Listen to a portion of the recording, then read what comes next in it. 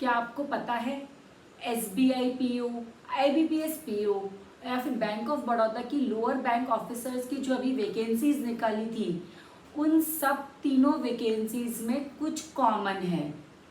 जी हाँ, ये सब ऑफिसर्स ग्रेड की वैकेंसीज हैं, लेकिन इसके अलावा भी इनमें कुछ कॉमन है। तो आइए मैं आपको बताती हूँ इनमें क्या कॉमन है।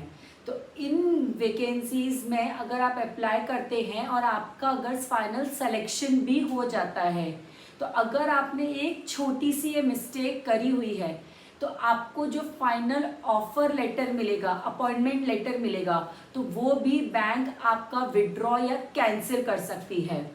तो आइए बात करते हैं कि क्या आपको ध्यान रखना पड़ेगा ताकि ये छोटी सी मिस्टेक आप नहीं करें। तो बैंक ऑफ बड़ौदा के लोअर बैंक ऑफिसर्स का रिक्रूटमेंट हो या फिर SBI का PO, IBPS का PO का रिक्रूटमेंट हो, इन सब के अपॉइंटमेंट का रिक्रूटमेंट का जो नोटिफिकेशन निकला था उसमें एक कंडीशन थी।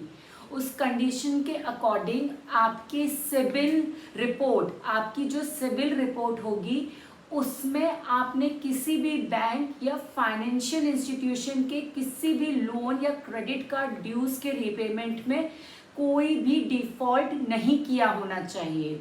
और अगर आपने बाय चांस कोई डिफॉल्ट कर भी रखा है रिपेमेंट में, तो ऑफर लेटर मिलने से पहले आपको वो रिपेमेंट पूरा कर देना होगा उस बैंक को।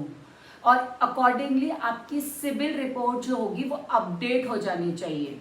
और बाय चांस आपने रेगुलराइज भी कर दिया पेमेंट, सारा पेमेंट रीपेमेंट डन कर दिया, आपकी तरफ से कुछ भी पेंडिंग नहीं है, लेकिन फिर भी अगर आपकी सिबिल रिपोर्ट अपडेटेड नहीं है, तो ऐसे में जिस भी बैंक या फाइनेंशियल इंस्टीट्यूशन का डिफॉल्ट दिखा रहा है, उस बैंक या फाइनेंशियल इंस्टीट्यूशन से आपको नो ड्यू सर्टिफिकेट लेना होगा और वो बैंक में जमा कराना होगा। उसी के बाद में ही आपको आपका ऑफर लेटर मिलेगा। इनफैक्ट बैंक ऑफ बड़ौदा का जो लोअर बैंक ऑफिसर्स का रिक्रूटमेंट आया है उसमें तो मिनिमम 680 का सिबिल स्कोर स्पेसिफाई किया हुआ है, यानी कि आपकी सिबिल रिपोर्ट का स्कोर जो है वो मिनिमम 680 का होना चाहिए। तो आपको ये ध्यान रखना है किसी भी रीपेमेंट में कोई डिफॉल्ट नहीं करनी है, और अगर कुछ है तो आपको उसको रेगुलराइज करना है, क्योंकि इस छोटी सी मिस्टेक से आपका जो अपॉइंटमेंट है वो बैंक विड्रॉ कर सकती है। चलिए मिलते हैं नेक्स्ट वीडियो में, तब तक के लिए बाय बाय।